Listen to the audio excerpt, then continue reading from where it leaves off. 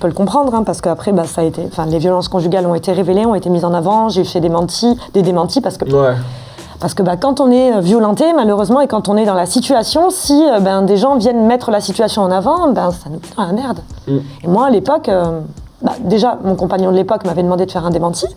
Et puis en plus de ça, j'y retournais, quoi. Donc potentiellement. C'était quoi? C'était une dépendance que tu avais vis-à-vis de lui? C'était pas une dépendance, c'est qu'en fait, c'était une personne qui était violente physiquement, psychologiquement, financièrement.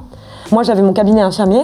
Ouais. Donc en fait, j'aurais été... en libéral? Oui, en libéral. Bon, okay. Je suis toujours en libéral, mais en fait, je pouvais pas partir comme je voulais. À la limite, j'aurais été salarié ou autre, je me mettais en arrêt, je partais.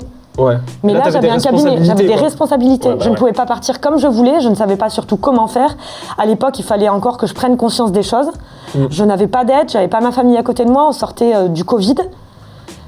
Tu penses que tu as mal été entourée à ce moment-là? J'ai mal été entourée et j'avais besoin de temps pour faire les choses. Je ne pouvais pas, donc oui, peut-être qu'il y a eu une aide. Les gens ont l'impression de nous aider, il y a eu un petit coup de pouce, mais en fait, c'était pas le moment. Je pense que vraiment, pour se sortir de l'emprise, de l'emprise que je vivais à l'époque, il me fallait du temps, il faut du temps à n'importe quelle femme, tout simplement. C'est pas des choses qui se font comme ça. On part pas en catastrophe, quoi. Ça a été quoi le déclic, le moment où tu t'es dit, allez, je vais m'en sortir? Le déclic, je l'ai eu assez rapidement, mais il fallait que je fasse les choses bien. J'ai mis 6 mois pour le quitter. Et donc, j'avais fait en sorte de vendre correctement mon cabinet d'infirmier, etc., etc. Et puis, finalement, ça s'est de toute façon pas passé comme prévu, malgré tout.